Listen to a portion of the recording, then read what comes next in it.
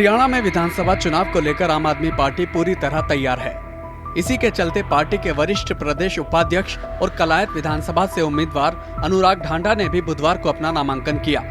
इस खास मौके पर उनके साथ दिल्ली के पूर्व डिप्टी सीएम मनीष सिसोदिया मौजूद रहे। नामांकन से पहले अनुराग ढांडा ने हवन यज्ञ करके चुनाव कार्यालय का उद्घाटन किया और शहर में एक जबरदस्त रोड शो निकाला। इस मौके पर सिसोदिया ने कहा कि इस बार आपको हरियाणा के बेटे अरविंद केजरीवाल को मौका देना है और अनुराग ढांडा को विधायक बनाकर हरियाणा विधानसभा भेजना है। इतना शानदार आदमी आपको कभी नहीं मिलेगा। मैं दूर से आया हूं, लेकिन आपसे रिक्वेस्ट करने आया हूं, क्योंकि विधायक अच्छा मिलता है तो क्षेत्र में भाग्य जाग जाती है। क्षेत्र के लड़के लड़कियों के लिए अच्छे स्कूल नौकरियों के अवसर पैदा होने लगते हैं। विधायक घटिया मिलता है तो सरकार आम आदमी पार्टी की भी बन जाएगी, लेकिन फिर विधायक यहाँ गड़बड़ करता रहेगा। इसलिए कह रहा हूं कि अनुराग ढांडा जी से बढ़िया विधायक आपके क्षेत्र को नहीं मिल सकता। और जब आप वोट करके इनको विधायक बनाएंगे तो सिर्फ मेरा लालच कलायत के लिए नहीं है, यहाँ के लिए तो अच्छा विधायक मिलेगा ही मिलेगा।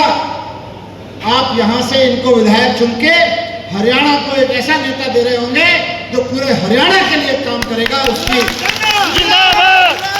हरियाणा की एजुकेशन के लिए, हरियाणा की एजुकेशन के लिए, पूरे हरियाणा की एजुकेशन के लिए, पूरे हरियाणा के हित के लिए, पूरे हरियाणा के कृषि क्षेत्र के लिए, नौकरियों के लिए, डेवलपमेंट के लिए, व्यापार के लिए बढ़ाने के लिए काम करेगा।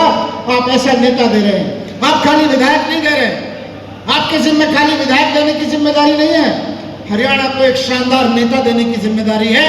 मैं तो बस अरविंद केजरीवाल जी का यही संदेश लेकर आया हूं कि अरविंद केजरीवाल जी ने जिस सपने को रखे अनुराग जी को यहाँ से विधायक का कैंडिडेट बनाया, आप उसमें से कैंडिडेट शब्द हटा के इनको विधायक बना के भेजिए। साथ ही मनीष सिसोदिया ने जमकर बीजेपी सरकार पर हमला बोला और कहा कि बीजेपी ने 10 साल में हरियाणा को बर्बाद करने का काम किया है और इसलिए अब की बार हरियाणा की जनता बीजेपी का सुपड़ा साफ करेगी। कलायत से पार्टी उम्मीदवार अनुराग ढांडा ने भी जमकर बीजेपी पर हमला बोला और कहा कि कलायत में एक भी सरकारी स्कूल ऐसा नहीं है जहां बच्चों को अच्छी शिक्षा मिल सके। सभी गांवों की सड़कें टूटी पड़ी हैं, ना तो किसी गांव में पानी निकासी का इंतजाम है और ना ही गांवों में पीने के पानी का इंतजाम है। निर्दलीय है, कोई कह रहा है पार्टी की टिकट आने से पहले ही नामांकन भर दूंगा। ये टिकट के लिए लड़ मरेंगे आपस में। इनको सत्ता चाहिए, ये सत्ता के भूखे हैं, इनको सत्ता से पैसा कमाना है। इसलिए इस बार इनकी राजनीति को खत्म करके हमको अपनी राजनीति शुरू करनी है। ये अपने परिवार के लिए, अपनी टिकट के लिए लड़ रहे हैं और हम कलायत के लिए लड़ रहे हैं, कलायत की उन्नति के लिए लड़ रहे हैं। चुनाव आपको करना है, निर्णय आपको करना है, फैसला आपको करना है। कलायत से जो विधायक रही, मैं अपनी आखिरी बात कहते हुए मैं मनीष जी को आमंत्रित करूंगा। कलायत से जो विधायक रही कमलेश जी, उनको मंत्री बनने का भी मौका मिला। क्या कुछ नहीं कर सकते थे, क्या कुछ नहीं कर सकते थे अगर चाहते तो, और कुछ नहीं कर सके। एक भी काम अगर नहीं कर सके, अरे तो कम से कम दुआएं तो ले लेते लोगों की, घर आए कुछ चाय पानी तो पूछ लेते, उनका सम्मान तो कर देते। जिन कार्यकर्ताओं ने आपको कंधे पे बिठा के उस कुर्सी तक पहुंचाया, वो एक एक कार्यकर्ता रो रहा है, दर्द में कराह रहा है, नफरत करता है आज उनसे कि इन्होंने हमारी कदर नहीं की। और जिससे नफरत करते हैं कलायत के लोग, बीजेपी ने उसी को टिकट दे दी। यहां से बीजेपी ने उसको टिकट दे दी यहां से। मतलब क्या हुआ? आपके जले पे नमक छिड़क रही है बीजेपी, कह रही है कुछ मर्जी कर लो, चुनौती दे रहे कलायत के लोगों को।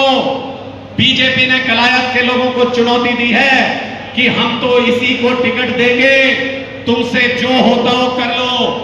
तो आज मेरे साथ मिलकर ये फैसला कर लो कि हम भी इस बार प्रण लेते हैं कि सबसे ज्यादा मार्जिन से हरियाणा के अंदर इस बीजेपी की विधायक को हरा के भेजेंगे, सबसे ज्यादा मार्जिन से। इसके अलावा अनुराग ढांडा ने कहा कि मैं कलायत के सभी मंदिरों में माथा टेक कर आया हूँ।